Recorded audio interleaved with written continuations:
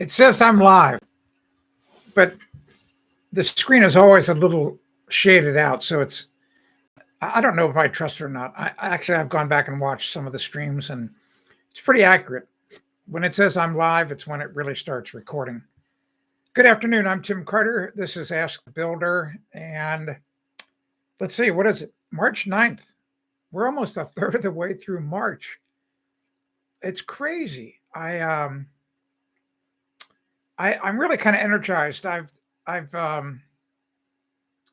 decided that this is truly the year where I'm going to just kind of march through all these projects that I've got going.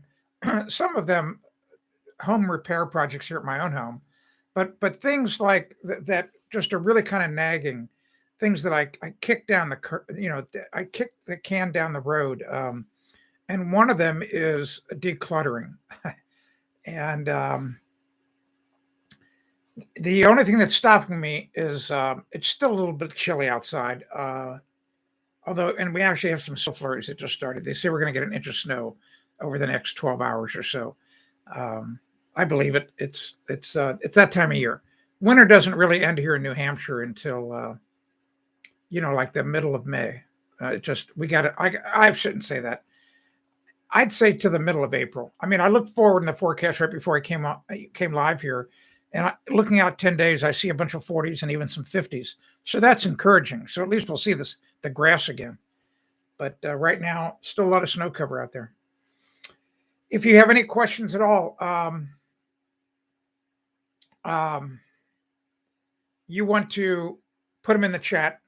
And I've got some news. So thanks to a new visitor to the stream about 2 days ago, his screen name's Goodnight Mister. He set me up with a private server on Discord, and I've been playing with it today a little bit. And it's really a fascinating platform that we're going to start using. Hi, Lorene. And it's going to be used in conjunction with a live stream, is I think about the best way to describe it.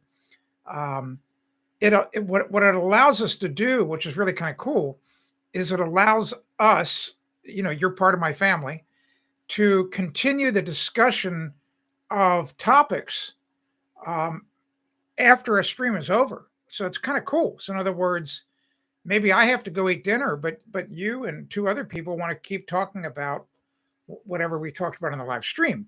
And we can set up all different types of channels on it. It's a very, very interesting platform. I've just literally scratched the surface.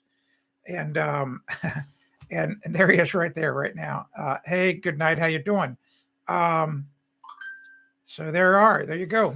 You're going to see the magic wrench next to your name now. Thank you. So anyway, here's a link. So Goodnight Mister tells me that if you use this link, you can sign up and create your own account. It's all free, and it takes you, and it will automatically dump you into my private server. I believe that's correct. You do not need a new username unless someone's taken yours, Bob. So some of these questions, I'm sure Goodnight's going to answer because I am such a flippin' Padawan about it. I mean, but from what I got demonstrated this morning, I was like, wow, like holy tomato. This platform, I'll just talk about it real quickly, and then we're going to shift to inspection checklist. I did some research yesterday. This platform was originally developed about 6 years ago for the gaming community. And it was a great way for gamers who were playing a game to be able to interact with one another and talk about the game and see what everybody else is doing. Very interesting chat. And not only can you text like you're doing now, in this window on the right of my screen, there's voice capability and video capability as well. So what we were doing on Zoom a month ago, we can do on Discord. And I still have much, much, much to learn. And I'm going to try to get up to speed next week before I really kind of roll it out, here on YouTube. But anyway, it's really kind of cool. It's really very cool. I can tell you that right now. It's just, I'm pretty impressed with it. And I want to thank Goodnight Mister for introducing me to it. It's really, really, I think it's really going to help the live stream here. I know one thing, it's not going to hurt it. It's not going to hurt it. My big problem that I can see is, trying to balance the two, while I'm live, because my problem is I have to focus on what I'm saying and look at the camera. I can't be typing and doing stuff over here. But one of the things I'll be able to do, which will be very cool, I'll be able to share screens. I'm going to be able to build slideshows before a stream. I can put together a bunch of photos of things I want to talk about. I'm sure I can even, I don't want to say upload a video, but I can point you to a past video of mine that can be watched. Potentially, I can just do, there's going to be all kinds of cool stuff we can do that's going to just make this stream better. And that's the part I have to understand. It's almost like that we'll be on Discord watching the YouTube stream. I think, is that correct? Good night. You tell me. It just seems like that's probably what has to. I see Discord will. So anyway, you can describe what's going to happen, but I think, it's all I can tell you is it's going to be cool. All right. So I don't want to say any more because I'm just putting my foot in my mouth. Remember, if you have any questions about any part of your home, anything, you can put them in the chat. Right now, though, I'm going to talk about the importance of house inspection checklists. All right, so a house inspection checklist. Most people who go to look at a home, even if you're buying a second or third home, there's an old saying: you don't know what you don't know, and you might not know what to look for. You might totally pass by something that would send a flashing yellow or red light in my head. Okay, so good. So Lorene, Lorene's is evidently a Discord pro too. Yes, exactly. Yeah, see, Lorene, I told you I do such a bad job at telling people about my products. So that's what I'm trying to do here in the live streams. Okay, bingo. Yes. Okay. Yes. There you go. Multicast. All right. So the home inspection checklist. Here's the deal. I'll give you a true life example. So about, I don't know, for the past 6 months, 7 months, my son has been trying to buy a home down in Nashua, New Hampshire. And it's been really frustrating because the market, and it's really true, it's all across the United States, but it's really on fire here in New Hampshire. I mean, prices are, I mean, I was a real estate broker back in Ohio for 25 years. All right. So I know just enough about real estate to be dangerous. And I'm telling you, I've never seen anything like what's been going on. It just doesn't, and I can't even comprehend it. I can't comprehend it because I just can't believe there are that many people, but maybe there are, in apartments that are trying to get into the game. I mean, that's what I call it. You have to realize with real estate that there's always the people that are jumping onto the conveyor belt. They're the first home buyers. And either they're buying a house, moving right out of their parents' home, or they've moved out of their parents' home and they're renting an apartment, and then eventually they buy a house. All right, well, you understand the conveyor belt's got to all move at the same time. All right. In other words, for the people who have their home for sale, and maybe that's their first home, and they're going to buy their second home, so that they can vacate their home to make it available to the person in the apartment. That everybody's got to kind of leapfrog at the same time, down the timeline. The first home buyer buys the second home buyer, buys the third home buyer. I think you understand what I'm talking about. Well, to see such a frenzy at all levels, even with houses up here where I live on the lake, to see them going for way over asking price, it's insanity. And what it's doing, it's going to create a huge bubble because, and it already is. I think there's going to be a huge bubble that's going to burst again because the daggone banks are lending more money on these houses than they should. And we're going to talk about the whole money thing and lending and interest and all that, because I'm gonna share something with you that I can already tell you're gonna have a hard time getting your head wrapped around it. Took me a while, but when I tell you about it, it's gonna scare the holy you know what out of you. All right. So why is the inspection checklist important? So my son, here he goes. He goes down and he he tries to go look at one house, but it gets sold out from underneath him. Finally, about a month and a half ago, he gets into this house. And so it was kind of bad weather. Kathy and I couldn't go down with him. It was real short notice. We couldn't. He had to do the walkthrough himself. So I just said, take a bunch of photos, and then send me the photos afterwards. I said, but for God's sake, don't sign a flipping contract. And he sent a photo that he took down to the basement. He goes down to the basement. You have to understand this house is about 100 years old. And he sees this crack that's coming out of the corner. I'll draw it. I know, Will, I know, whiteboard. I didn't get it today. I wasn't down there today. So here is a basement window. And here's the foundation. All right. So this is a really crude drawing, okay? So just imagine this is a big foundation wall. This is the top of the foundation, and here's a window that's in the foundation, and the soil level outside is about here, all right? So here's this random crack going down from the corner. You know, when they formed the concrete, they put boards in here, and there was no concrete here, and then after they took the form boards off, they installed the window. But there's a crack right here, a very random crack going all the way down to the floor. So, you know, he thought that was bad. He was like, oh man, you know, it was maybe a 16th of an inch wide, maybe up to an eighth of an inch wide. But and luckily the basement had never been painted. So I was looking, luckily he had a photograph of the entire window all the way down to the floor. I could not see any stains on the concrete, any water stains. And also the concrete was not offset. In other words, I'm trying to put my hands, it's so hard sometimes, you know? So the concrete was not offset where one part of the wall was leaning in. It was all in the same plane, right? So that told me nothing to worry about, nothing to worry about. That's the kind of stuff you find on my checklist. I kind of take you through these exercises. The reason it's not a problem is that crack happened probably 99 years ago, you know, because as concrete cures, it shrinks, and that hard 90-degree angle, that's where it always cracks.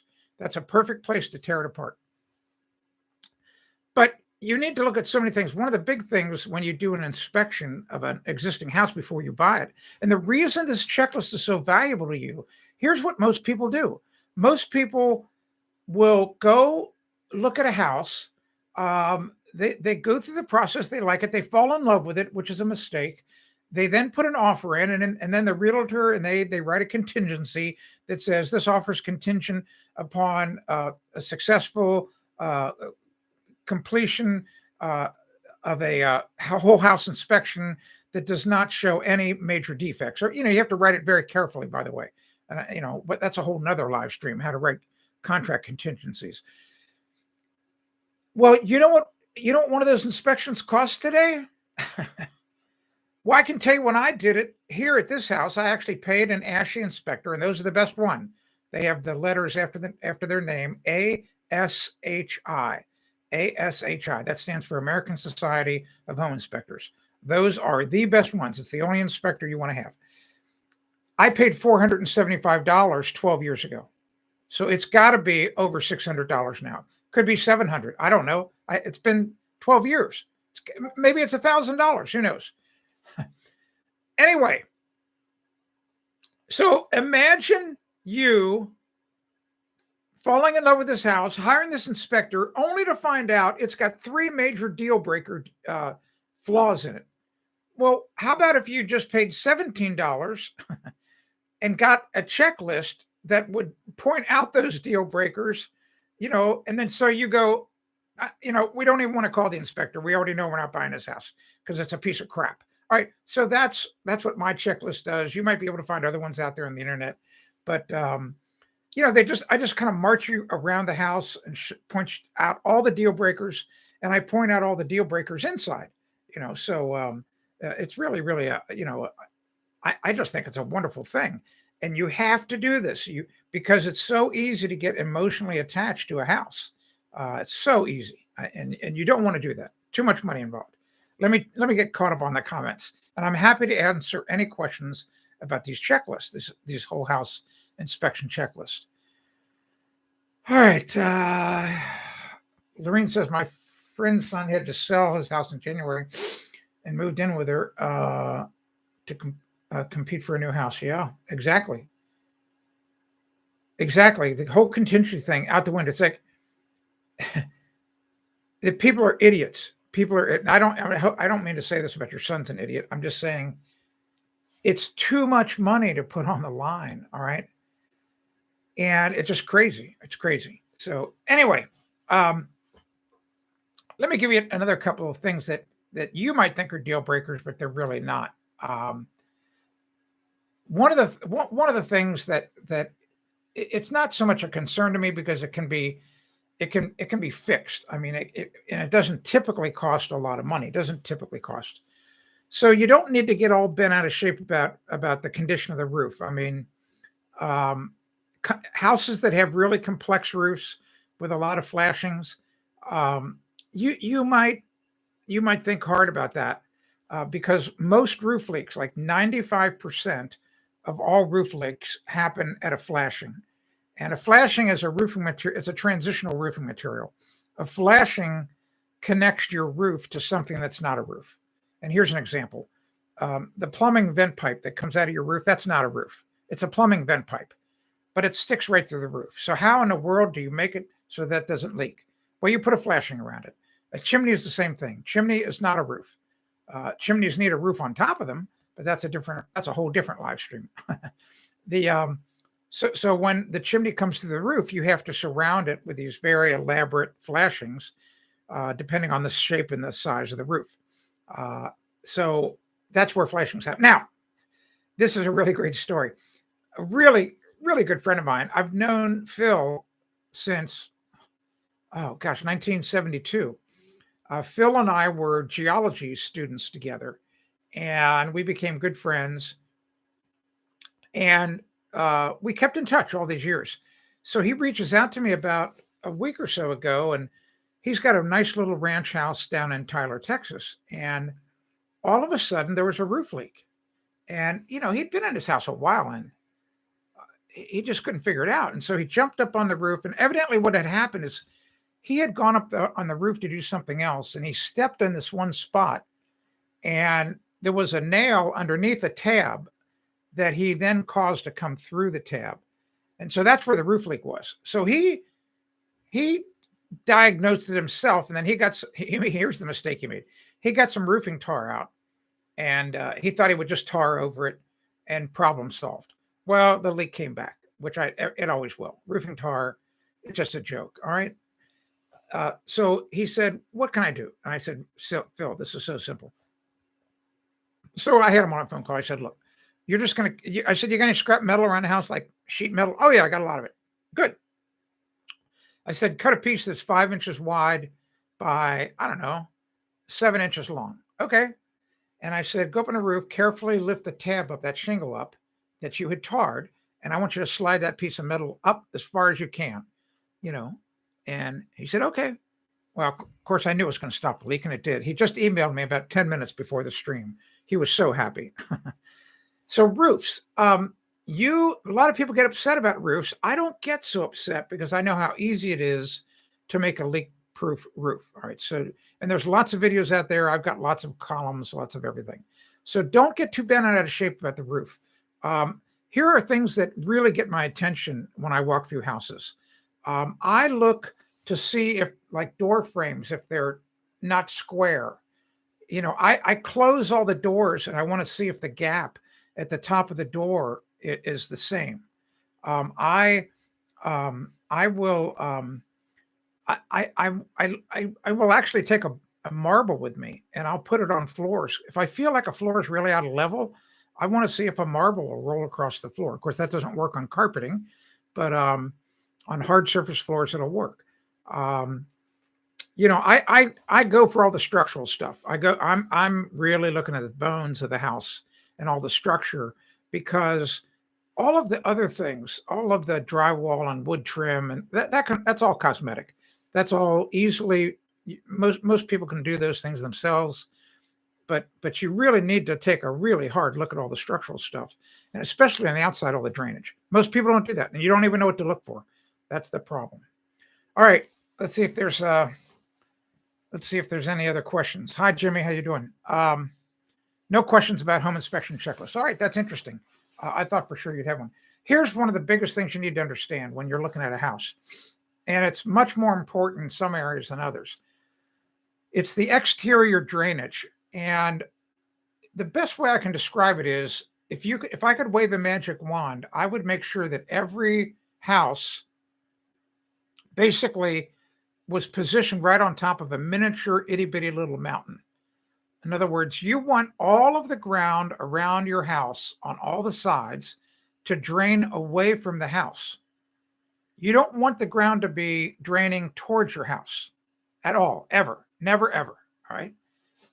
So that's a really big item on the inspection checklist, drainage. And sometimes it's easy to solve, sometimes it's hard. The sad thing is a huge percentage of the houses that I see, they're built into the ground too deep. I'm talking about modern houses. If you look at older homes, I'm talking about houses that are 100 years old, 120 years old. Those builders were smart. Most older homes that are that age, you have to walk up 3 or 4 or 5 steps to get to the front porch. That means that the top of the foundation is out of the ground, like 3 feet. They did that on purpose. They did that on purpose. They knew that they did not want the floor joist anywhere near the flipping ground.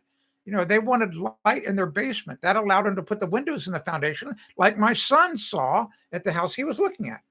So, and so what do the builders do today now? They pour basements and they put windows in basements, and then they put these stupid window wells around it, and they bury the windows in the ground. It's insanity. And when it rains really hard, the window wells fill up with water, and water is just flooding. It's crazy. It's like, what were these people thinking? Oh my gosh. Okay, Jimmy. See you, buddy. Go stuff your pockets with cash. Nothing wrong with working.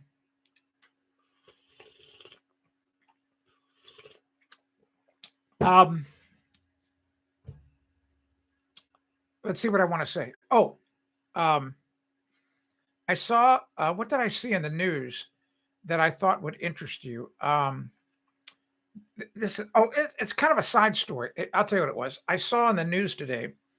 I've always kind of been interested in the ocean and sailing, like the old clipper ships. And they found recently. So what was the name? Daggone it. I'll find it right here.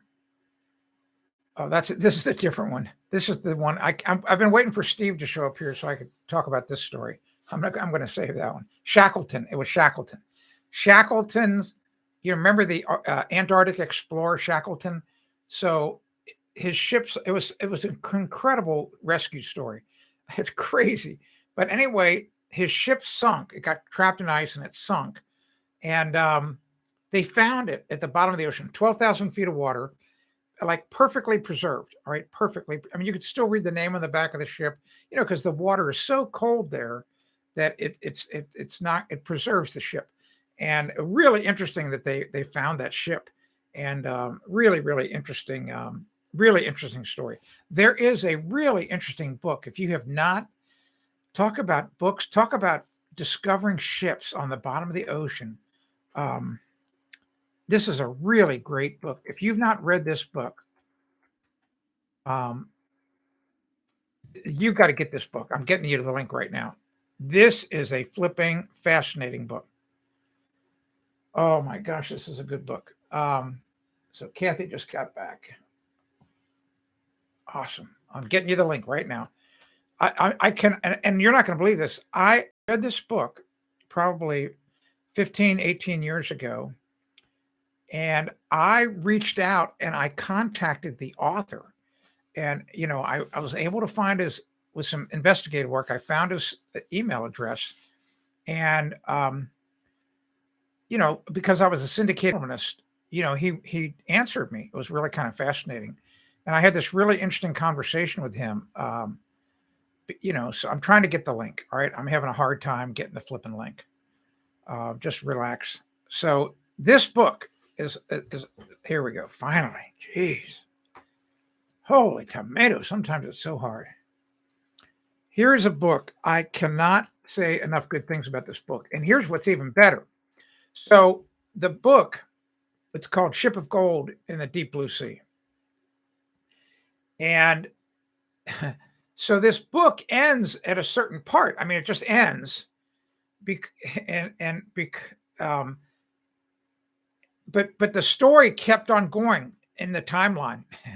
And you can read all about what happened, down the timeline if you just do a little bit of research. And but the it was all about the sinking of the SS Central America, I think in 1857 off the coast of North Carolina in a hurricane. And this ship was carrying, I mean, the phrase boatload of something. It was carrying a boatload of gold from California, from the California gold rush. And there was so much gold on the ship that sunk that was supposed to be going to the U.S. Mint. It caused a big economic problem here in America. And it sank in about 8,000 feet of water. And this whole story about this book is about how this one guy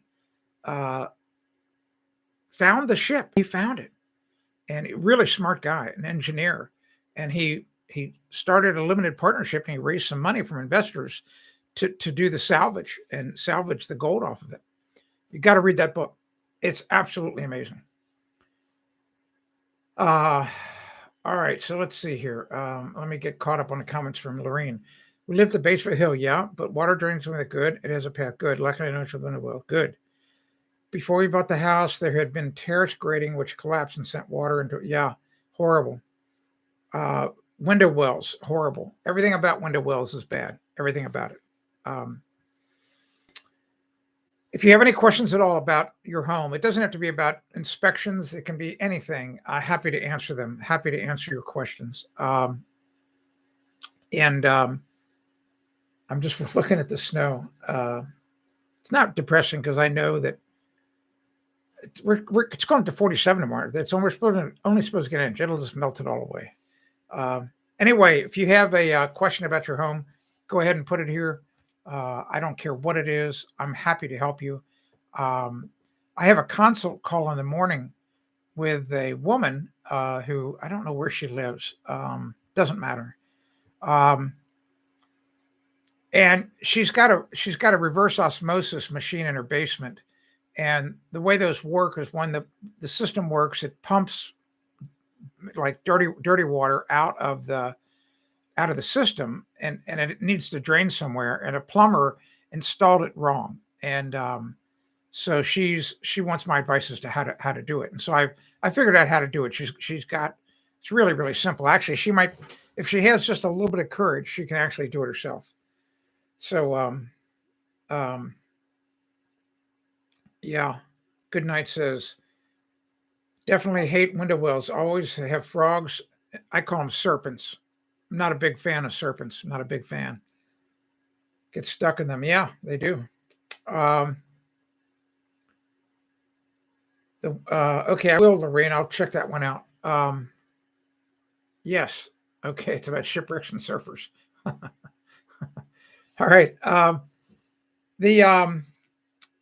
So anyway, that book, I'm going to give you the link again to it. It's such a good book. It's really a great book. I'm telling you, it's a great book. And what's even more fascinating is after you read the book, then start checking the internet to keep the storyline, keep the time. I don't want to give you I don't want to ruin anything for you, so I'm not telling it to you. So keep reading the stories. It's just, it's amazing. It's flipping amazing. But a lot of gold, a lot of gold was brought up out of the ocean from that ship. And the photographs. If you get there was actually a coffee table edition of that book put out by the engineer. And some of the photographs are just unbelievable. I mean, it's beautiful. There's beautiful coffee table books you buy, the real expensive ones that have the beautiful glossy photos. There's a coffee table book about the whole discovery and the whole process. Oh, okay, great. Yes, thank you. Good night. Yeah, post the link in the Discord. Okay, yes, I can do that. I don't want to do that because, see, I'm not a woman, so that's the trouble. I mean, if Lorene was here, Lorene could probably be doing 3 things, and she could be doing this, doing that, whatever. I cannot. I'm a flipping man. Just we have our limitations. Lorene's probably cracking up laughing right now.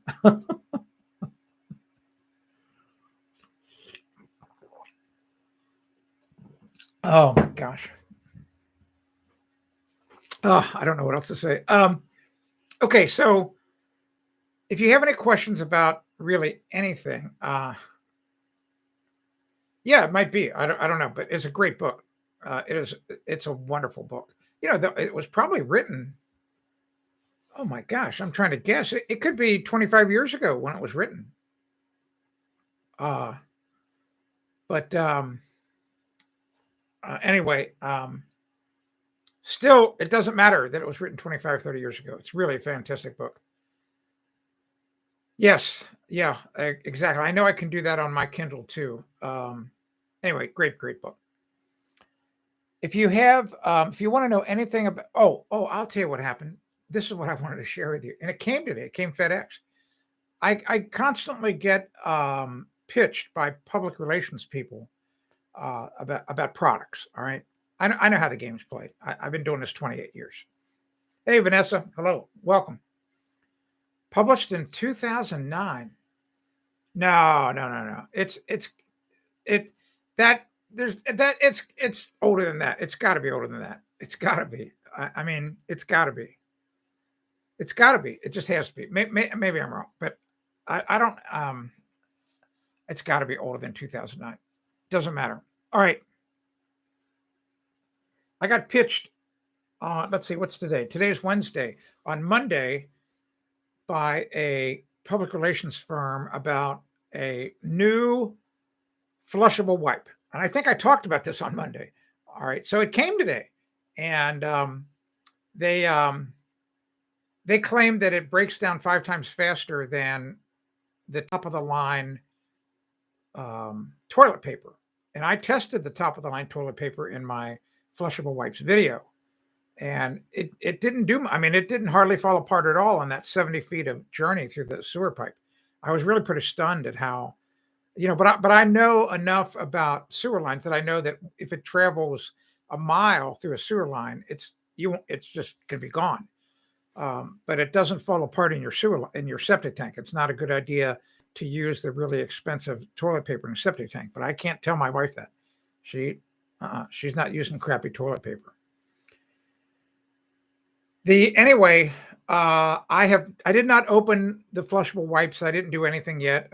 It came FedEx today, and but it's here, and I'm not going to flush any of them. I'm not going to try it. But what I did just glance at before I got on before I went live, they sent a roll of toilet paper too, the good toilet paper, and they want you to do a test, and they sent these instructions on how to do the test. And I just kind of glanced them over, and the first inclination was that's not real. In other words, what you're having people do in this test is not what happens in the plumbing line. All right, so I told her in the email on Monday. I went back to her. I said, if you want to send it to me, fine. And if your client wants me to go to all the trouble again to set up my test apparatus and do the test them under the exact same identical conditions, I'm happy to do it. And she got back that day and said, I don't think they got it in their budget. I doubt it. It would be very expensive for them to do. I would charge a lot of money to redo that video. I just got a lot of time in that video. All right, Vanessa, let's see. They don't break down fast enough in the pipes. Well, you're right. Some do, some don't. The one, if you watch my flushable wipes video, the one I tested 3 of them, I think, because that's all I could have access to in New Hampshire. I wasn't going to go online and buy 10 of them. And one of them started to fall apart after the, it was falling apart. I don't want to say it passed the test, but it wouldn't take too much more to destroy it. Right. Good Night says there's YouTube video of public reference. Exactly. And that's what Good Night. That's exactly why 3-4 years ago I decided to do that video. What happened is what started it all is, if you read the original column, a friend of mine, a really, really, really good friend, yeah, he's actually my IT guy. He lives out in Southern California, and all of a sudden they had to call a drain cleaning company, and my friend wanted to know how to put a toilet back on, because the drain cleaning company came and took the toilet off, rotted through the toilet line, and came back with a bunch of flipping flushable wipes, a bunch of them that his wife had been using, and she clogged up the line. So I wrote a column about it, and what happened is, as you might imagine, I don't know if you might not be as old as I am, all right, but once you get to be my age, well, not everybody is this way though.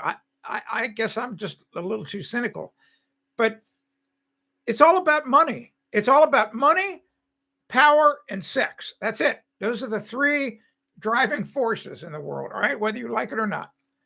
And they get intertwined, all right? So the people that make flushable wipes, it's a multi-billion-dollar business. So they put together this flipping fake, like for movie sets, they go out and they create these fake towns, like a fake movie set.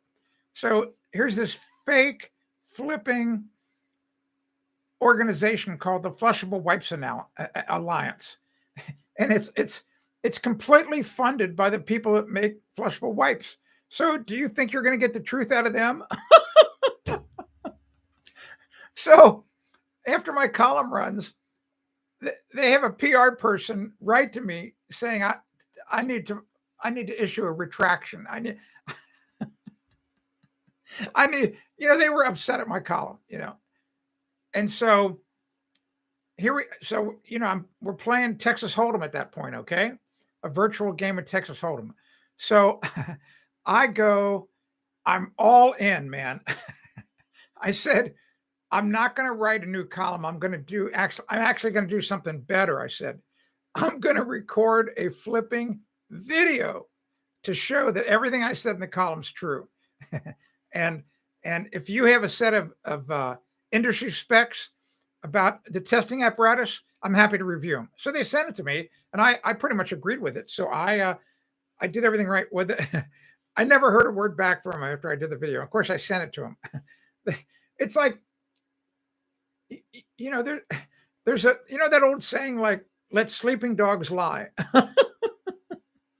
They messed with the wrong guy. Oh my gosh.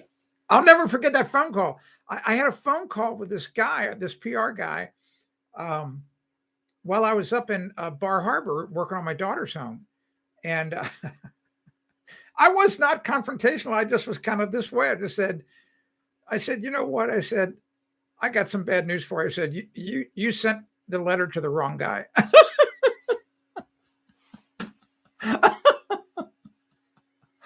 Oh my gosh. Let me get caught up on the comments.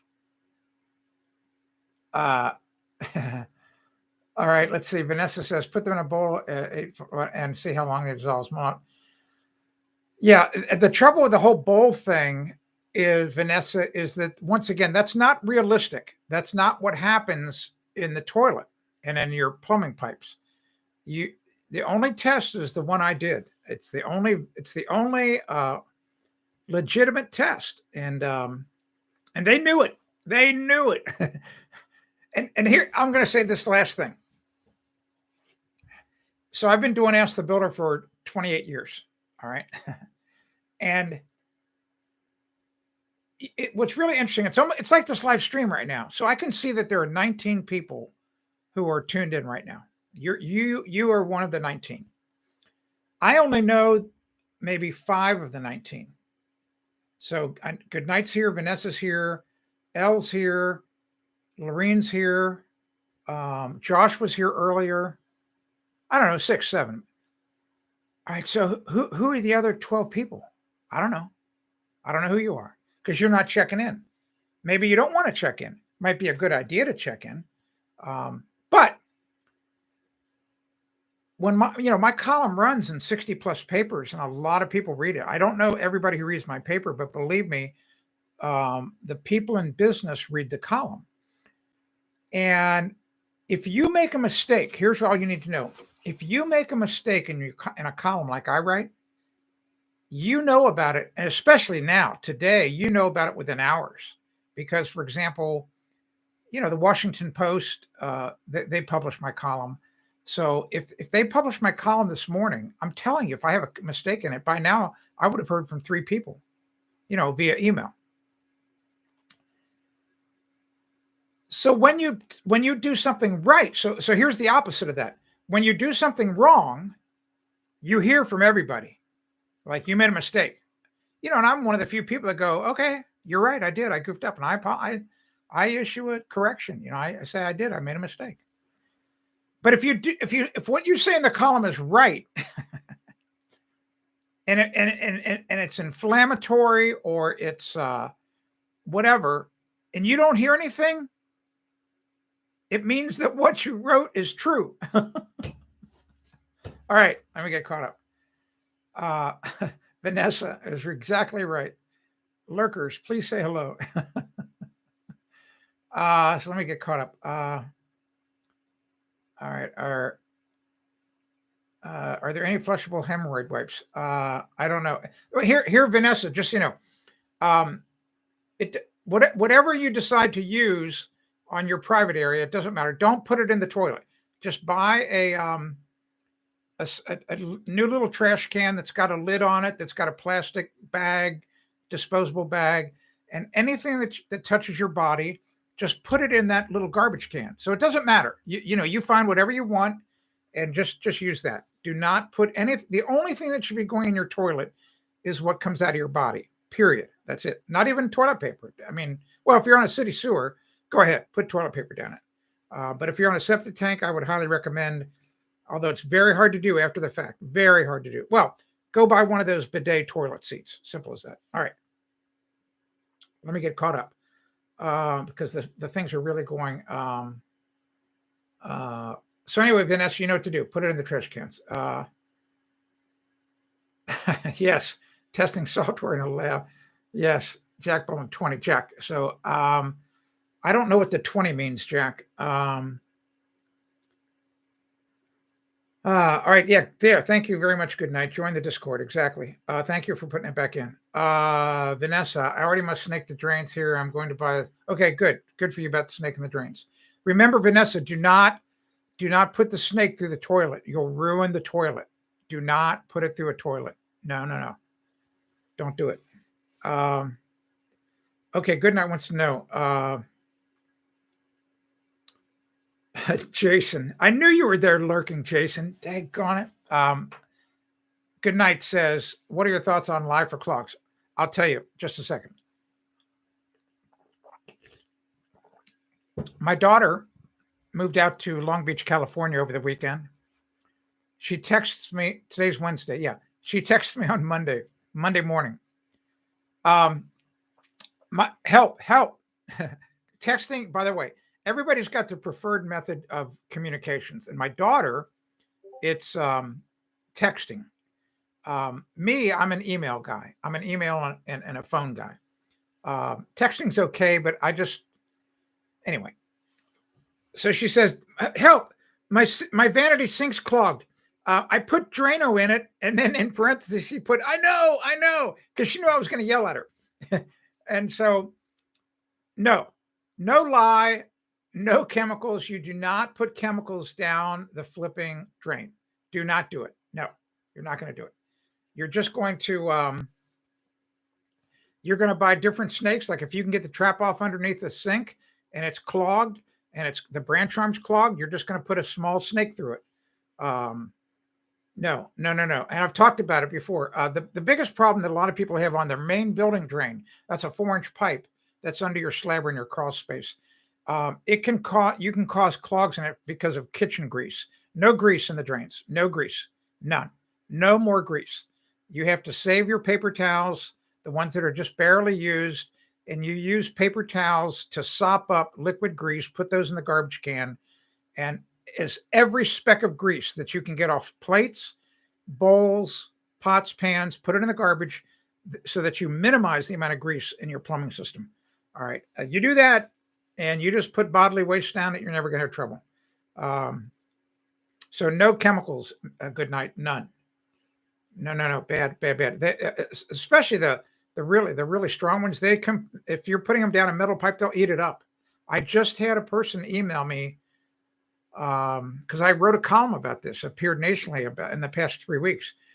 He said copper drain pipes got completely eaten up by the drain cleaners, and you should know that. I mean, if you paid attention in high school chemistry class, you already know that anything with a pH that's really high like that, it's going to just eat up the freaking metal. I don't care if it's copper, galvanized iron, cast iron, whatever. All right.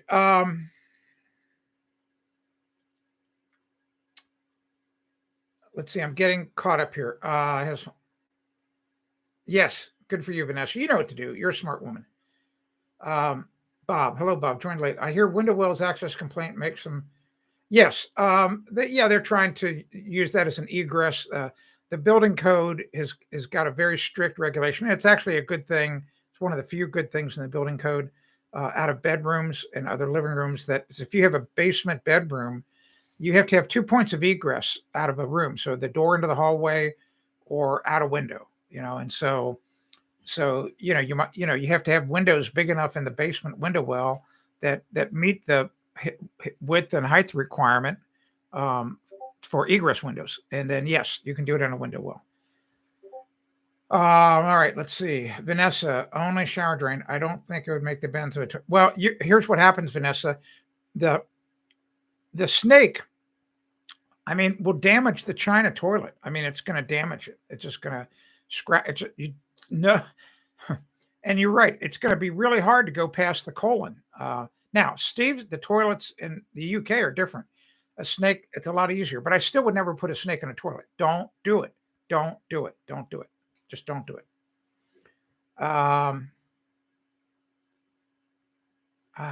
You said 19 and the number was 20. I'm such a flipping dolt. I still don't know what he's talking about. All right. I don't know. Anyway, I believe you. I believe you. All right, here we go. I should small stake the kitchen drain. It runs about 6 feet. 6 feet. All right, boy, that's a long way. Code says maximum 42 inches for a branch arm. All right, good night. No chemicals, no capes. Exactly. Good night. No one pays attention. Well, yeah. Some do, some don't. Vanessa, I made a test tube of in the fall high school. Yes, this home will have to have larger egress windows. Yeah. Yeah, exactly. You want to take the traps off to use snakes under your sinks. Absolutely. Absolutely. The good news is, though, here's the great thing. Once you understand, and I wrote this in the column, once you know how to maintain your system, your plumbing system, and assuming that the pipes are pretty clean, you never have to snake them out. You never have to snake them out. You just don't have to do it. All right. So, yes. Yeah, they can't. Yes. Rodents and vermin can absolutely travel, and so can rats. Rats can absolutely come backwards through, in a sewer system, jump up into your sewer lateral and come into your home. Absolutely. Absolutely possible. Yeah. All right. Good night. Wants to know, what do you think about PVC plumbing versus traditional copper runs? Okay, so I've worked with both of them. First of all, I mean, the trouble with copper right now is that the price of copper is just in the stratosphere. I mean, it's so high. And you don't. There aren't a lot of young plumbers that would know how to solder big copper fittings like that. All right, so PVC is a great pipe. I've put in miles and miles and miles of PVC in my career. And with the original PVC was pretty dense. Then they introduced a thing called foam core, which is kind of I guess the best analogy would be light beer, the light beer with fewer calories. So foam core PVC, it's lighter in weight, still has all the same properties. It's a good system. All right. Here are the bad things about it is that it's very noisy. I think that the chemicals that you use to work with it, in fact, I cannot believe that I'm cancer free. I thought that I was going to be dead years ago from cancer, from all of the, because here's what you need to know. Way back when, this once again shows you don't know what you don't know. I did not realize how absorbent our skin is. It's so absorbent, you can't believe it. I mean, and if you know anything about medicine in the past 10, 15 years, you can get these patches, like the people who smoke, who are trying to stop smoking, they just put this patch on and then medicine goes right through their skin. It's like a slow release medicine.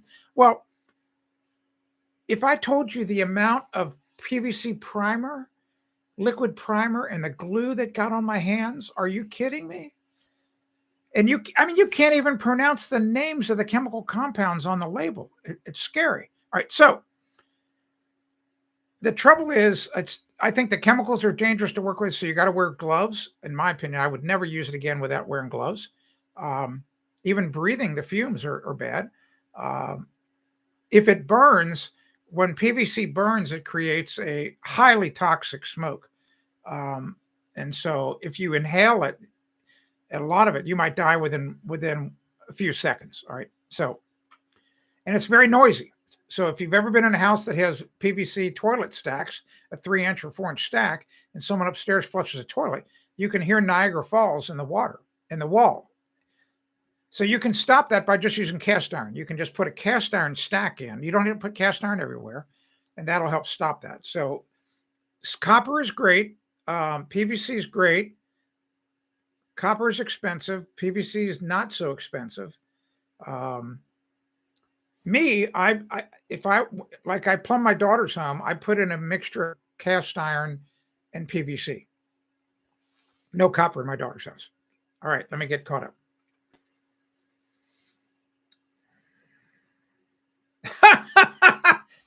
Lorraine, it's true. I'm sorry. I'm sorry to let you know that.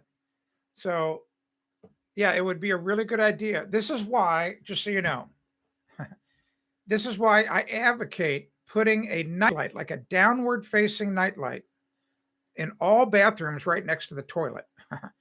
So at night, if you go there and you're a little sleepy eyed, you can see what's in the bowl. All right. So anyway, Vanessa, I helped remodel a home in Fort Worth. Second story had 4 inches of poured concrete and drain pipes, all lead. Yeah, lead. Lead was used a lot in the old days. Lead's a really good pipe. Great pipe.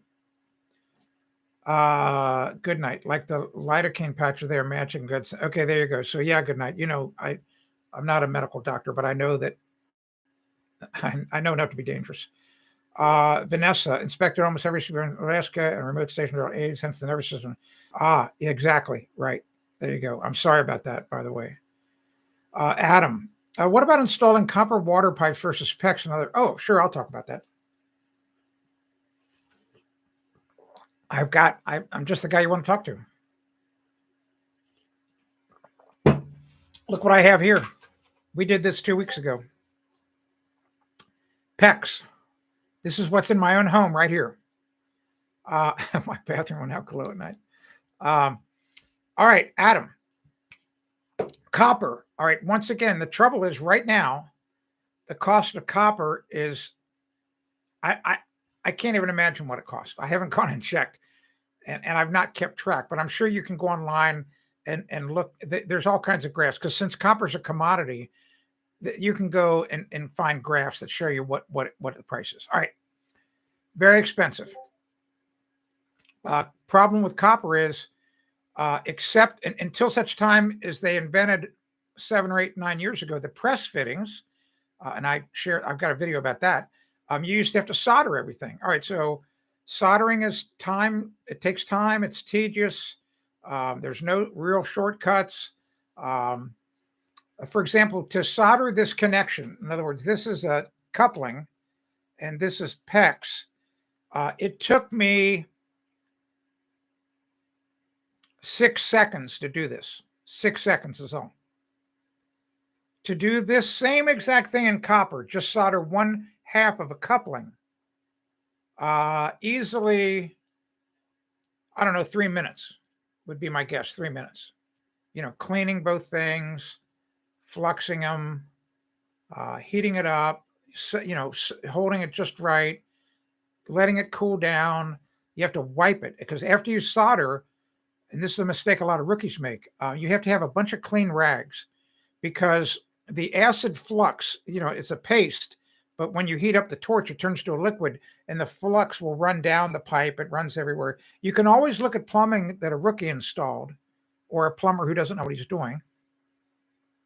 And if you see a bunch of green random discoloration below a solder joint, that's all flux and it becomes corrosive after the fact. So you have to wipe all that off of there. And you can't wipe it off right away because the flipping pipe's so hot, you'll burn your hand. I know you can come back later and wipe it. I got that. That's what I used to do. Anyway, PEX. So PEX, the great thing about PEX,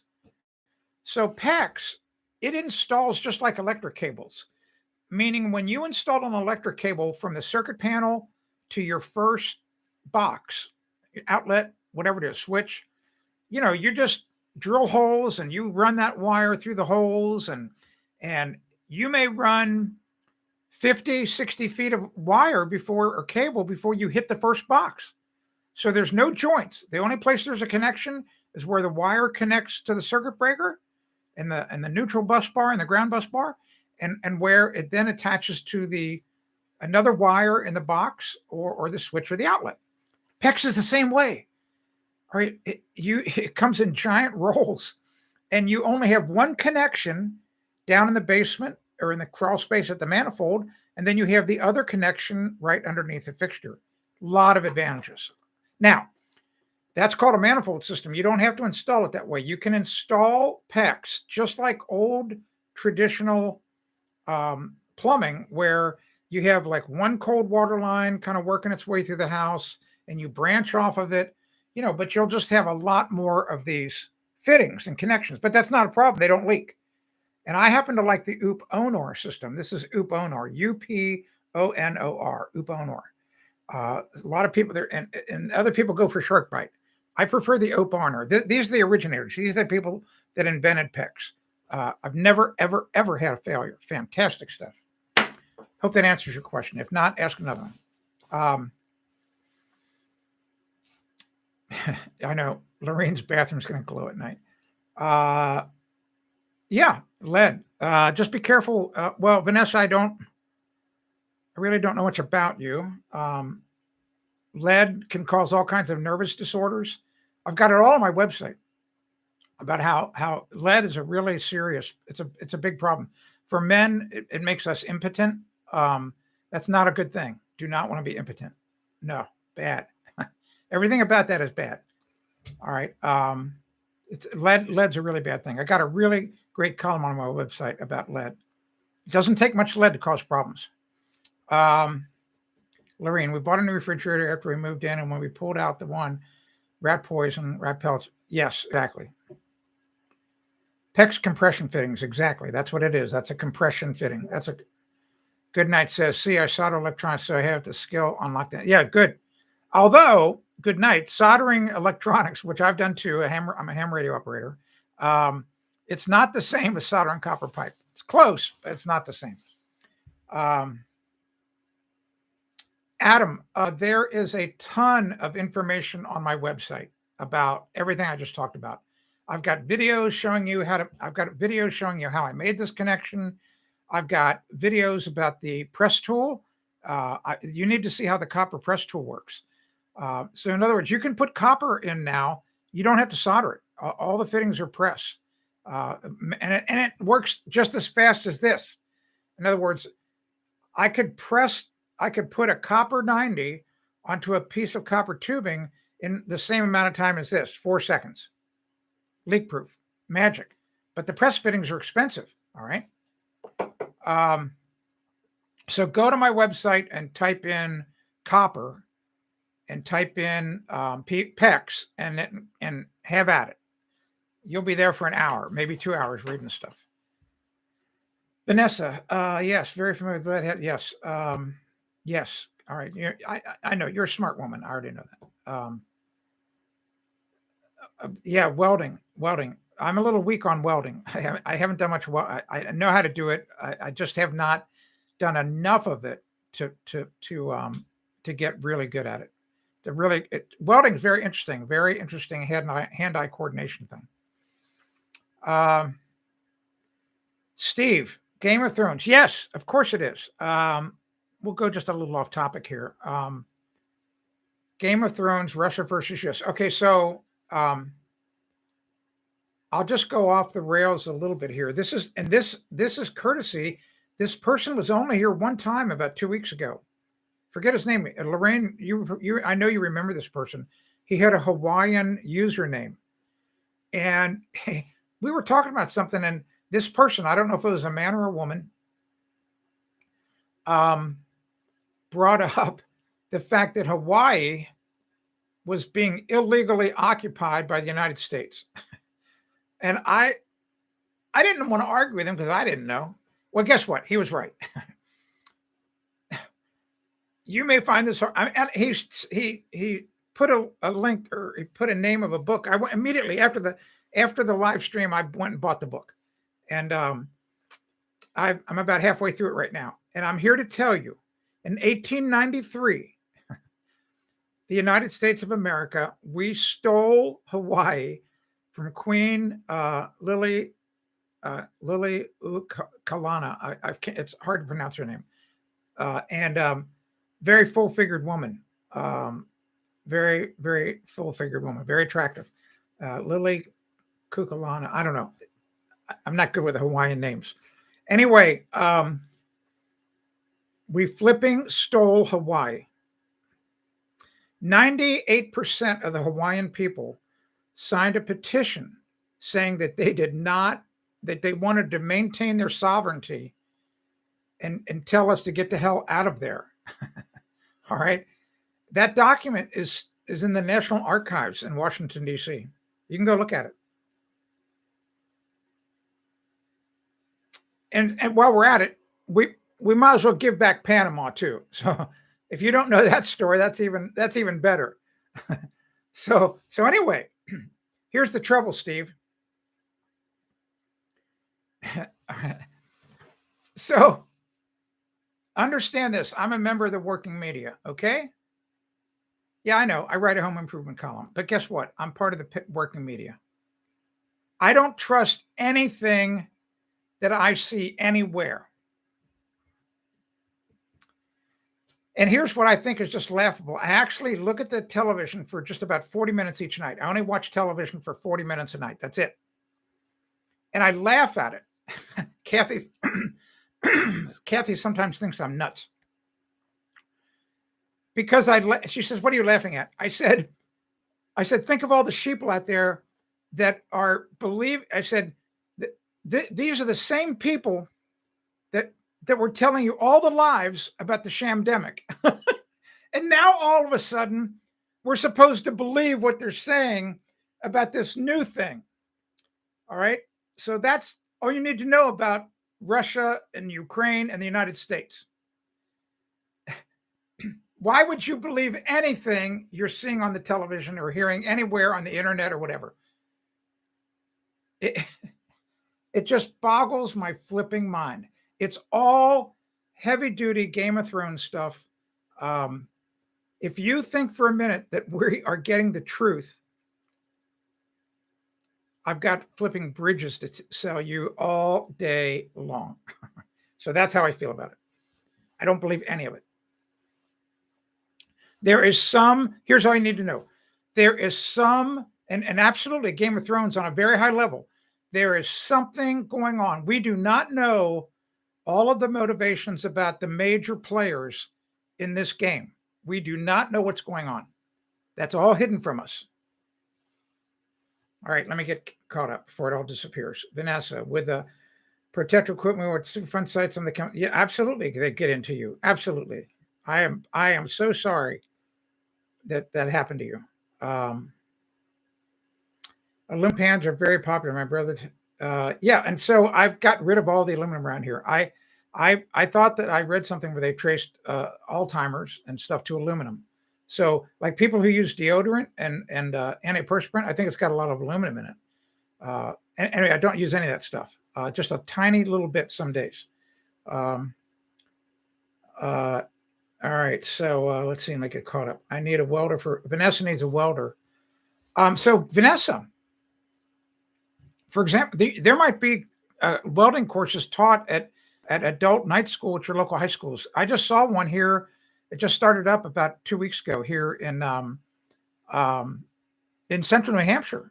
So I can tell you, go look, contact your local high schools that offer adult education. I guarantee you can take a 10-week welding course. Guaranteed. Lorraine, Kiyokana, each week it gets dimmer. Yeah, exactly. You're right. Vanessa, U.S. arrested the King and Queen of Hawaii. I visited her home when Hawaii. Yeah. King, it's on the tip of my tongue. You could easily look it up. Just type into Google who was the Queen of Hawaii in 1893. That's all you got to do. Steve in California. Yeah, we already know that. So, so Steve wants to know, where can you actually get Real Facts News? Nowhere. Exactly. You can't. It's gotten so bad. I mean, sometimes Kathy falls into this trap, and I have to really be careful. Anybody here, Kathy and I have been married 47 years. It's going to be 48 years this August or this September. You learn to pick your fights, and we've only fought maybe 5 times in our marriage, but it's like less said is better, right? So it's so bad. Just so you know, Steve, you cannot believe any photograph or video. You cannot believe any photograph or video that you see online. Here, I'm going to get something for you. It's absolutely, you got to watch this whole series. It's absolutely flipping hilarious. This is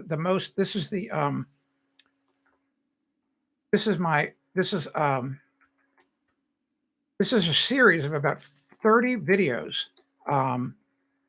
This series is like 15, 20 years old. And this is my favorite one in the series. All right. You have to listen to this thing 5 or 6 times to catch all of the jokes in it. And I use this one part that starts at about 2 minutes, 20 seconds into this. I use it all the time. All right. But when you watch this video, understand this is technology that's 20 years old that you're going to watch. Watch that video. Here, there are some shafts in golf. I got to turn it off. Sorry. Match the performance of the golfer, but with the yeah. Golf. Where's Will at? All right. All the golf ads are coming up now. So it's called You Suck at Photoshop 5. If you want to really catch one of the first jokes in this thing, you'll notice he does a screen share. It's all about screen sharing.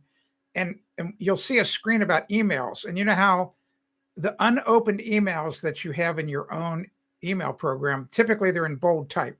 So either pause the video and read the subject lines and look at the timestamps on them. Really important for later on in the video. That's why you got to watch these videos like 5, 6, 7 times. They're flipping hilarious. All right. So anyway, Steve, I got bad news for you, and I got bad news for everybody.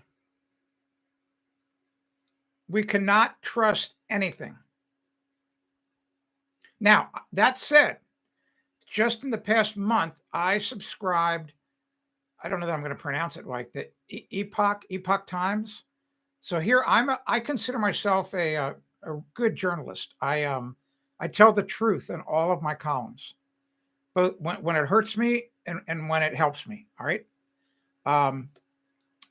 Everything I've been reading so far in the Epoch Times, it seems like it's written and it introduces both sides of an argument, and that's the way stories are supposed to be written. All right, where you interview both people and you try to keep the bias out of it.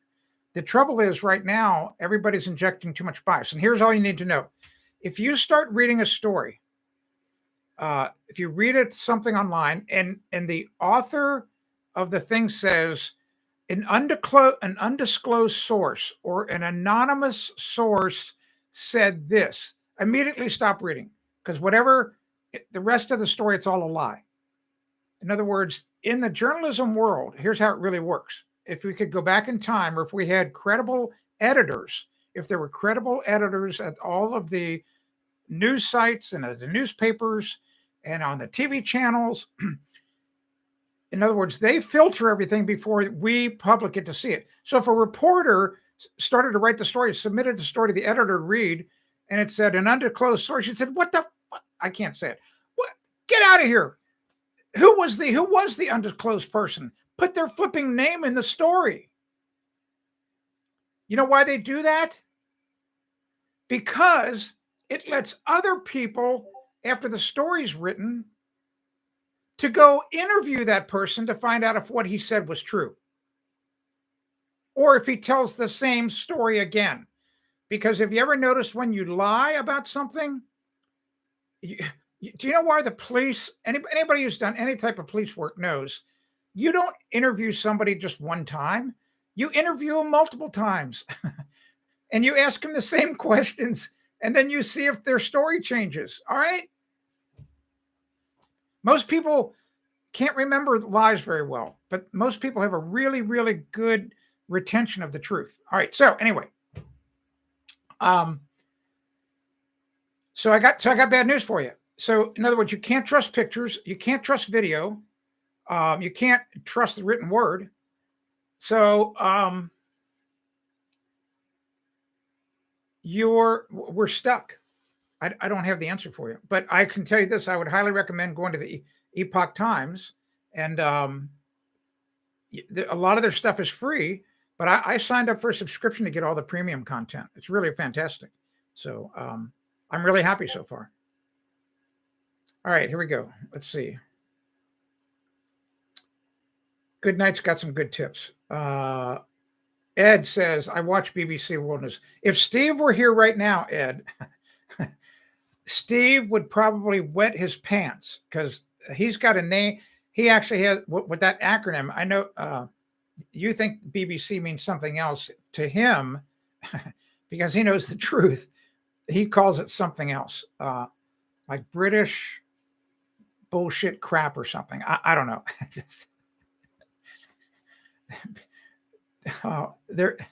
No, don't, whatever you do not believe what you see on the BBC. All right.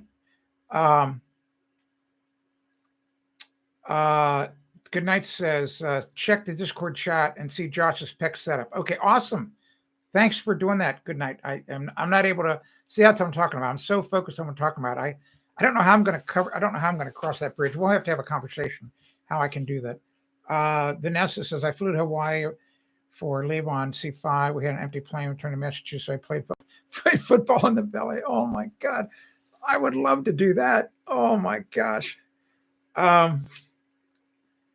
What great stories. Steve says, never thought I'd see gas at $10 a gallon. That's just the tip of the iceberg. Sanction related to the beginning and people behind the scenes. Yeah, right. So I am not an expert on all those geopolitical things. Here's all you need to know. But I wish my buddy Phil were here.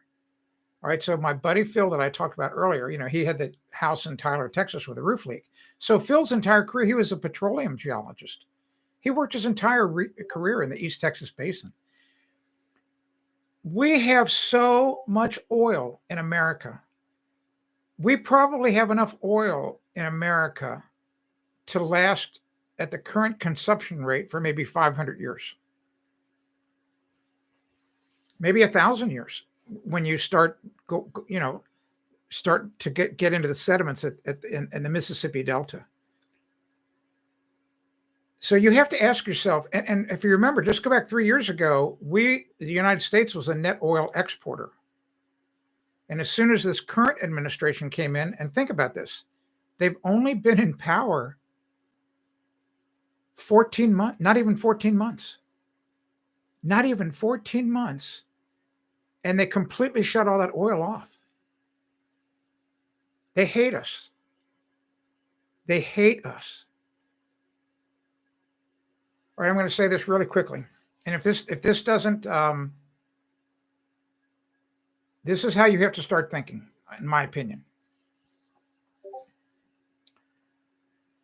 I'll answer this in just a minute.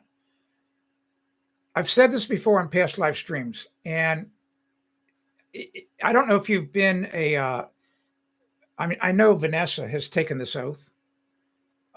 Pretty certain Goodnight has. Will, I think, has. Maybe Lorene. Maybe there might be you might be on here and you have taken this oath. I've taken it. I've taken it twice as an elected official.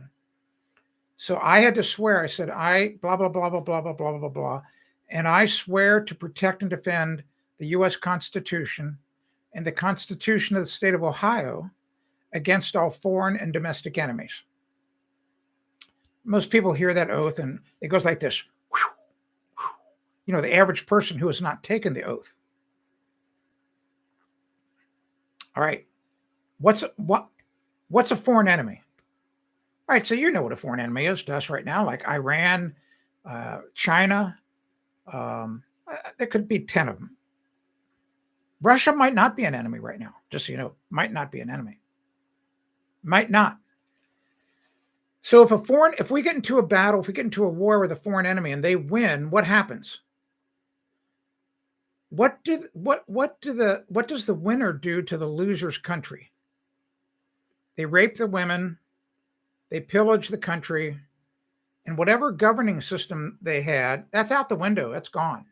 So if China got into a big war with us, and it was a serious war, I'm telling you right now, if I was China, I know this sounds crazy.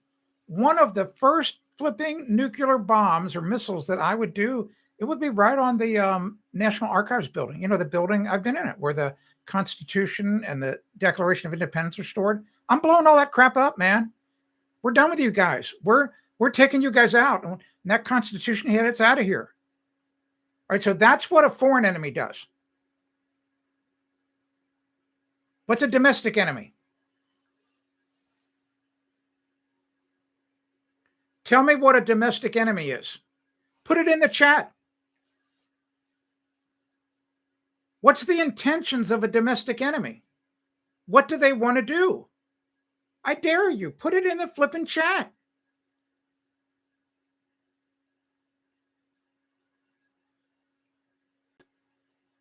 They want to do the same thing.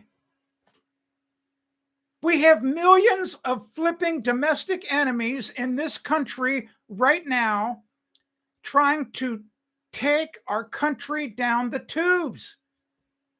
Steve, that's what's in play right now, to answer your question. It's serious. I've said for years, we've been in a civil war. All you have to do is go back and go to the library. Go get copies of the newspapers, because that was the internet of the time. Go back and read the newspapers of 1859, 1860.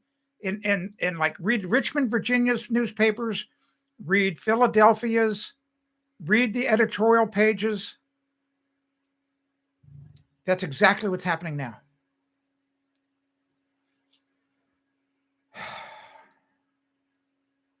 All right. So anyway, Steve,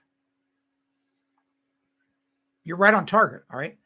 So the domestic enemies that we have in this country right now they hate you. They hate you. They hate Lorene. They hate me. They hate Goodnight. They hate Will. They hate all of us. They hate us. And they are trying to inflict as much pain on us as possible. What do you think the shamdemic was all about? We're talking about a flipping illness that has the mortality rate of 1 or 0.2% greater than the common flu. And look how much pain. Look what they did. See, what they're trying to do is they're trying to get us off the world reserve currency. That's a whole nother topic another day. All right. And that's coming closer than you could ever think. If you have assets, you do not want them to be in US dollars. I can tell you that right now. All right. So, yeah. All right. All right. Enough of that. Exactly, Oak Grove. You're exactly right. You're exactly right. Who would ever think the Federal Reserve? Who would ever think of flipping home improvement live stream gets into all this stuff? I mean, Okay, so Jimmy, $4.39 in Orlando. I paid on Saturday morning. I paid $3.95 in Central New Hampshire, but I'm sure it's over $4 now. Not a doubt about it. All right, Adam's getting us back on the rails. Adam, I used to be a railroad conductor for 2 years, and I mean, with real trains. All right, so we call when a train derails in the railroad business, we call it putting it on the ground. You do not want to put trains on the ground. All right, bad idea. But everything about it is bad. All right, so so you're putting me back up on the rails here because I was on the ground. All right, here we go. Is polybutylene pipe as bad as video? Yes, it is. It's bad stuff. Oh, so you're in Australia. That's cool. I did not. That's the wonder of this. I just kind of automatically assume everybody is here in America. How snobby is that of me? Well, I think the reason why you don't see a lot of AU Australia videos, Adam, is because our population here is a lot bigger, and we might have used a lot more of it. In other words, just think of how much bigger the United States is population-wise than Australia. So that's why you're just, I mean, just like up in Canada. So Canada is 1/10 the size of the United States. I mean, you don't see a lot of Canadian YouTube channels. There's a few, all right, but not a lot, all right. So that's why. Because what happens, you start taking micro slices. In other words, like here in America, I'll give you an idea. There are, I don't know, I'm just going to pick a random number. I'm going to say that there are, we got 330 million people in the nation. So I'm just going to say there are, I know I'm wrong on this. All right. I'm just going to say there's 100,000 builders and remodelers. Could be 200,000. So let's just say there's a finite number of builders and remodelers. All right. So that's this big number. Well, a lot of them, there's only this many. There's some small slice of those who want to invest the time to make videos to put up on YouTube. And some of the people in that slice don't know what they're doing and don't know what they're talking about. And a much smaller slice know what they're talking about. It takes a lot of time to create the videos and put them up. So now take that back to Australia where you live. I mean, you might only have in your whole country, once again, I'm making this number up. You might only have 30,000. You might only have 30,000 remodelers and builders. And then you might only have 1,000 that want to make videos, maybe only 100 that do make them. And out of the 100, only 2 might be plumbers. So it's a numbers game. All right. Here we go. Let me get caught up. Steve, human nature. Yeah, well, that's the whole Game of Thrones, what you mentioned. Remember, it's all about 3 things: money, power, and sex. And they're in different orders with different people. That's what it is. It's money, power, and sex. For those people that are playing the Game of Thrones. All right. Not everybody plays the Game of Thrones. All right. We small folk, we're not playing the Game of Thrones, most of us. we're just, as Kathy says, the name that they've given us. What is the name? Here's the name. You know what they call us behind our backs? They call us useless eaters. You're a useless eater. How do you feel about that one? All right, here we go. Yes, Steve, I had the same I went shopping for materials yesterday. I call them materials. Kathy shakes her head. I say, I'm going to go get some materials. She says, why don't you call them what their real name is, groceries? I said, well, I used to use materials to build houses, and we use materials in this kitchen to build our dinners. It's a shame she would never get on this video, but I'm glad she doesn't get on. It's the story she would tell. All right. Yeah, Steve, you're right. I was stunned at the price of meat yesterday. Like, are you kidding me? And it's going to get worse.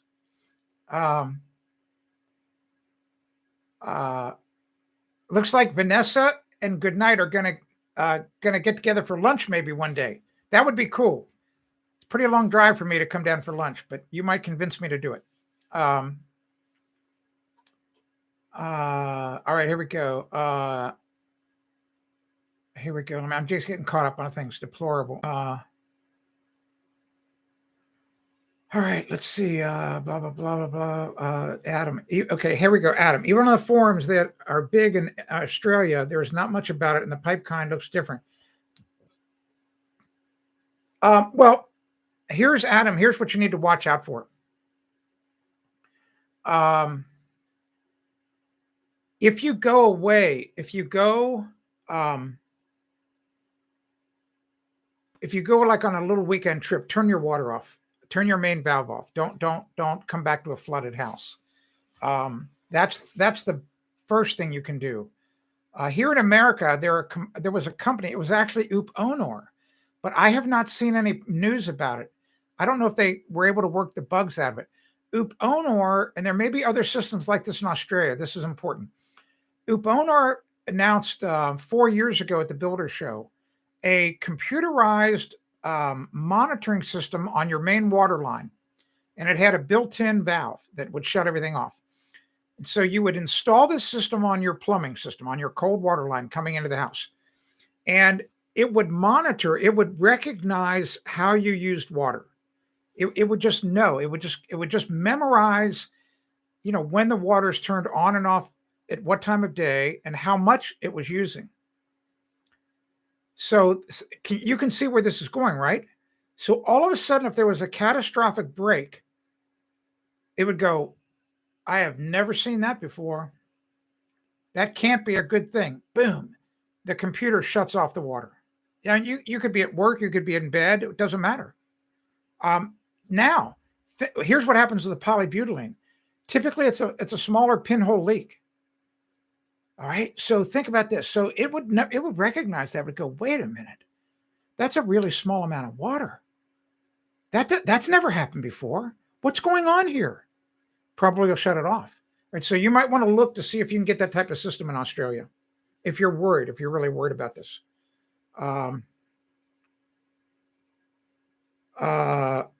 Yeah, I think we're all going to need some help with Discord. Jimmy, just so you know, I watched yesterday morning. There are some really good videos on YouTube about the features of Discord. So I would highly recommend go onto YouTube, watch a couple of how does this or how does that work in Discord. It's very powerful, but it won't take long to figure out how to use it. All right, so Adam, I hope that helped you. And I really appreciate you being here. Oh, I mean, I love it when we have other people from other countries here to share how things are in their country. Steve's not here today. Steve's from the UK, and I've learned quite a bit about. They do plumbing differently in the UK, and it's very interesting. So, but anyway, Adam, PEX, good stuff. And if you can get the Oop Onor in Australia, and you're going to redo your system, Oop Onor. All right, so UPONOR. That's how you spell it, Uponor. All right, let's see. I'm trying to get caught up on the comments. Yes, the system you established a baseline. Exactly right. Good night. You're a smart guy, you know.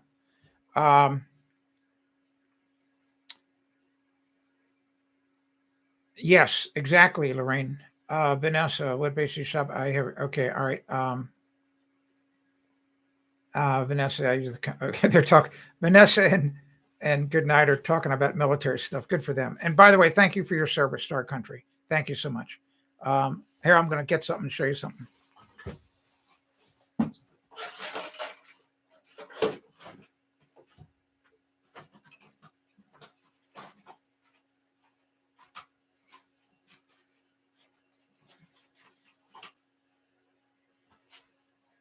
I'm back in just a second. I'm almost there.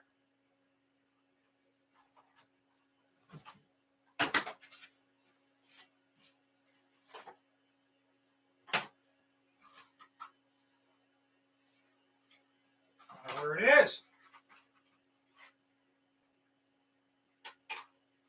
I'll be there. I'm coming. I must have it right here.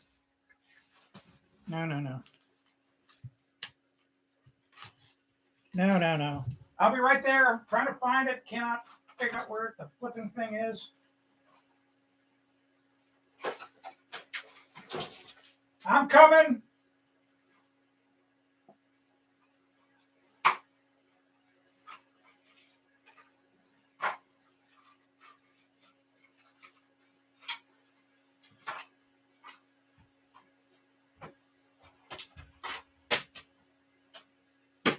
Oh my gosh.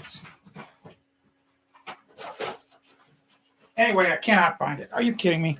So I was trying to find my dad's Bronze Star. Oh, it's right here. So there. So my dad won the Bronze Star in World War II. The medals that they give, like in Patton, is really kind of cool. So here's the Victory Medal from World War II. So everybody who served in World War II got this Victory Medal.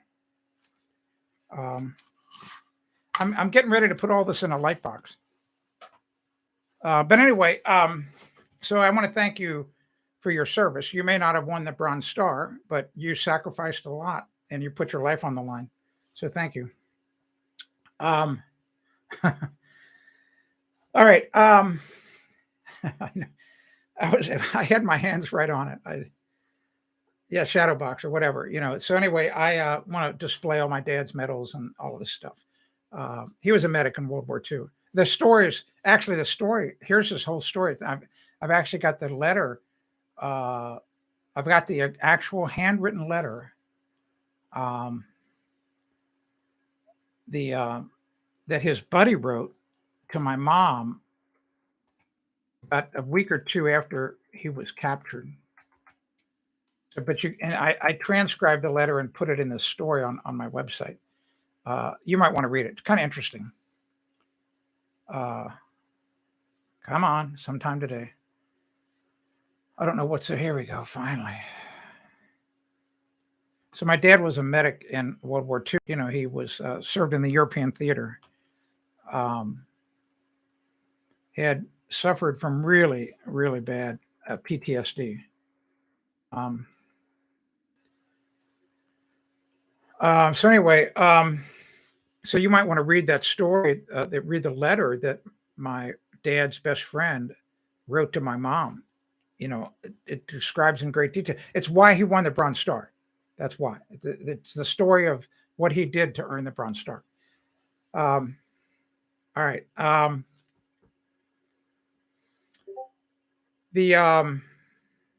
right. I think it feels to me like I've been on for 5 minutes, just so you know. Hour and 34 minutes. All right, this is crazy. And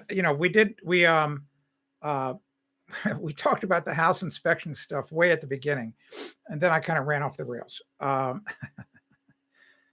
So anyway, well, the ground's I can't see the blacktop anymore, so it's probably about a quarter inch of snow on the driveway. Just kind of filtering down, average size flakes, blah blah blah. So I don't know. There'll be a little bit of snow to deal with tomorrow. Any other questions about your home, or whatever? I'll answer any questions that I can. Kind of went off the rail. I got into a little bit of a rant. I get really upset about the domestic enemies. Really upset.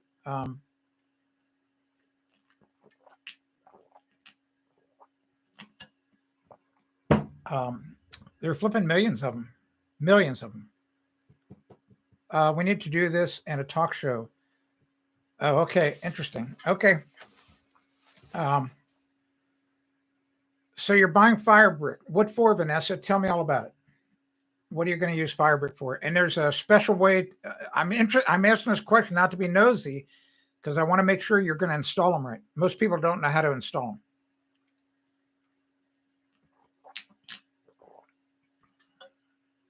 them. So tell me what you're going to use them for. Oh, and by the way, if Lorene's still here, okay. All right. Lorene is she already has shared some photos on Discord about they had to redo the fireplace in her home. And I'm here to tell you, wait until you see the stone that she's going to use to surround the fireplace. It's drop dead gorgeous. All right. All right. So, all right, Vanessa, you can when you look at fireplaces built by a mason who doesn't know what he's doing, here's the dead giveaway that he doesn't know what he's doing. When you see fire brick, when they have laid fire brick with the exact same type of mortar that they use to put the brick or stone around the fireplace, that tells you right there, this guy is a complete loser. All right. So fire brick, they need to be installed. You do not use mortar. You do not use any sand. If you look at how real fire brick's installed, the joints between the fire brick are maybe a 1/16 of an inch thick. That's all. And so you might wonder, well, what in the world do they use? They use fire clay. It's called fire clay. And all it is, and if my daughter was here, she would just go with Dad, of course. Fire clay is exactly what I just said. It's just clay. And so think about it. When you take clay, like my daughter, I just helped her move her kiln to California. When you take clay and you heat it up, it turns to rock. It turns hard. All right. So you have to lay those fire brick with fire clay. And the way you do it, it's not easy. You make the fire clay up, and I'll tell you what, it's the consistency of it. It's the consistency of like a medium gravy. All right. So it's kind of liquid, but it's not super thick. And all you do, as crazy as it sounds, is you just, like, you have a bucket of this stuff or in a pan, and you drop imagine if I'm holding a brick like, like this is a brick. Here we go. I got a sanding pad. So this is like a brick. So just imagine here's the edge of the brick. All right. The edge of the fire brick. So I just kind of drop it and just get the fire clay just on this bottom edge. I don't dip it way in. I don't get the fire clay way up here. I'm just getting the fire clay to touch evenly the bottom of the brick. All right.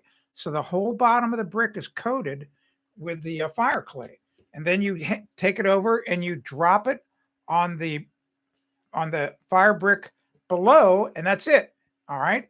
And you maybe tap it a little bit, but you've got so little on. In other words, you have to lay each brick perfectly level. And because when you just set this down, you're not adjusting it like this. You're not going to. Anyway, you might want to practice, but do not use anything but fire clay. Simple as that. Okay, good night. Great that you're here. Dip them. Exactly right. Yes, good. Bricks fits close together. Good. All right, good. Adam, Snow. Yeah, I know you guys in Australia. I saw in the news up in Queensland, I think, New South Wales had some really bad flooding up there. I saw that. I mean, historic flooding. Um, I mean, because I know it's right now. You're coming out of summer and you're going into a fall down there. I know. I got it. Um, Lorene's going up to Sam's Club. Okay. All right. Lorene, thanks for being here today. Have safe travels. Outside. Okay. You're putting us on the outside patio. Good. Sounds like fun. All right. Insulating brick on floor and walls surrounding the fabric. Okay. Good. All right. Okay. Okay. Good nights on mobile. Wow. All right. Vanessa, catenary curve. I enjoy the mass stuff around us. Yeah. All right. Good. All right. Um, okay. So, that was good about the fire brick. So I got to teach people a little bit about fire brick, fire clay, I should say, fire clay. Um, all right, Vanessa, one Sam's Club in New Hampshire, one Newington, Connecticut. Yeah, Newington. That's where the ARRL is, American Radio Relay League.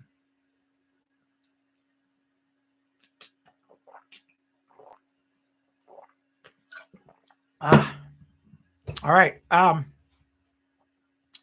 Well, if you don't have any more questions about your house, I think I'll get out of here. Hour and 41 minutes. That's a long time. These streams are getting longer and longer. I recommend that you almost pie day. Yeah, exactly. 314. Yeah, just 5 days away. I'm going to put that. I'm going to try to see if I can paste that link in again. If it's still in my, no, it's not. I got rid of it. Anyway, farther up in the thing is the link for Discord. You need to get on Discord onto my server. We're all going to maybe kind of learn it together. Several people are much more advanced than I am. Good night. Lorene probably is. Anyway, we're going to have some fun on Discord. I can tell you that right now. No doubt about it. Okay, I'm going to get out of here. Thanks so much for being here today. Adam, awesome. You're here from Australia, buddy. Wow, that's fantastic. You need to kind of just keep an eye on that potted butylene pipe of yours, all I can tell you. Just keep an eye on it. Will, I don't know. I don't know the answer to that question. I don't think so at first. I've got to have a lot more conversations with Goodnight about how to tie the two together. Luckily Discord's free.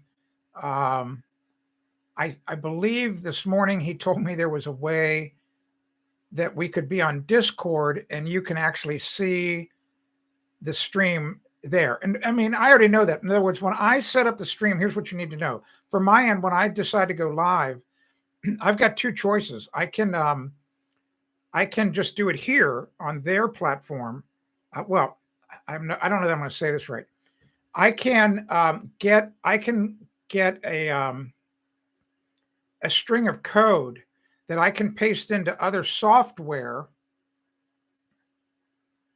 that it then must communicate back with YouTube. That's got to be what it is. It doesn't matter. I don't want to get all technical.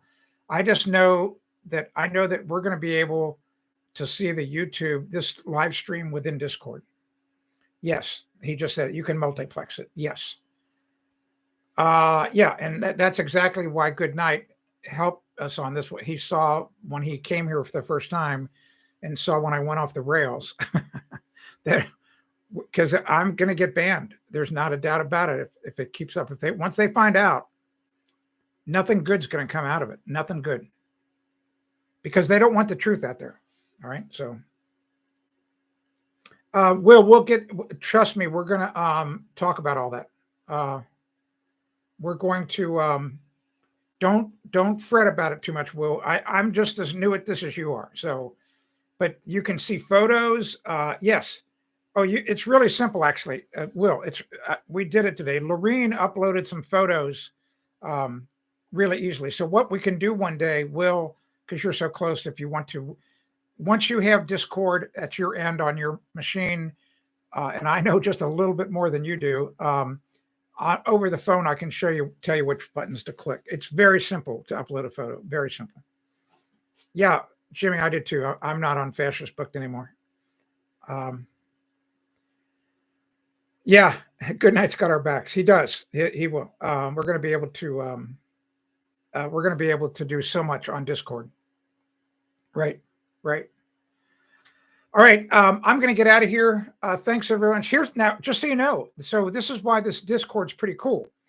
So here's what's really neat is if I go off the stream, you might still want to chat and talk with others here that are still in the chat stream. Guess what? You're going to be able to do that on Discord. Whereas when I kill the stream, it's done. You're not chatting anymore.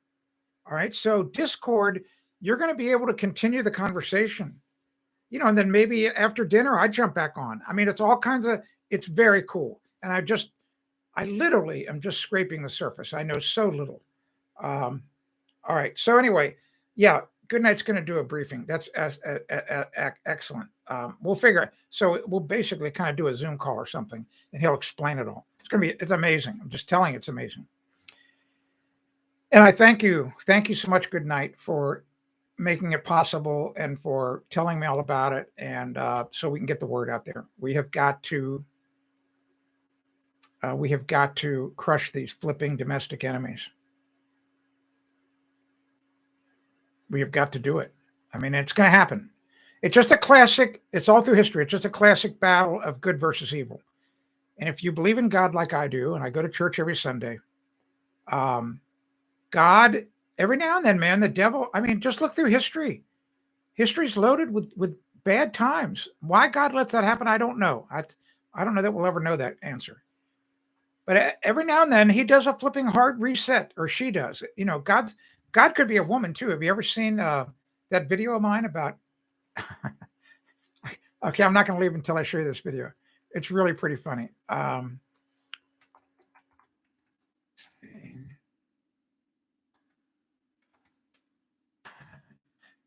wish Lorene was here. Oh, come on. Not install. How to stain. Come on. Here we go. I think this is it. Yes, this is the video. This is flipping hilarious. Experience the best way. Shut up. We don't care about you. We don't care about your clamp. No. Stop. All right, here we go. So it's very possible. You have to trust me. It's very possible God is a woman. All right. So, and especially if you watch that other video, that really cute one, eating Twinkies with God. If you've never looked that up on YouTube, you should. All right. So go watch this video. I'll leave that for you for tonight. So anyway, all right. Thanks very much for being here today. Adam, if you're still here, great to have you here from Australia. That's very nice. Awesome. All you lurkers out there, you should probably start checking in. That way I can call you by name. It's your loss, I feel. All right. I'm out of here. I'm going to have a good night, I hope. And you will too. I'll be here tomorrow. And we'll have a lot more fun. And maybe I'll know a little bit more about Discord tomorrow. All right. Tim Carter, that's me. Ask the Builder. That's what we've been doing. But we've also been doing a little bit of let's crush the domestic enemies too. We did a lot of that today. All right. Go watch that video, though. Go watch the video. Pretty funny. You can see why I'll never be an actor. And I have a really, really good friend of mine who is a Hollywood actor. And he encourages me all the time. He says, no, he says, you're great. He says, you're just being yourself. He said, that's what we actors try to be like. We have to work at being like you. You got it naturally. And I go, I don't think you understand. But he does. He's a really good actor. He was in the Heroes TV series. So anyway, good guy. All right, got to go. I'm Tim Carter. This has been Ask the Builder. I'll see you tomorrow. And thanks so much for being here. Thanks for listening to me, and share the good word, and do whatever you can to try to get the good word out there about what we're doing. All right, I'll be here tomorrow.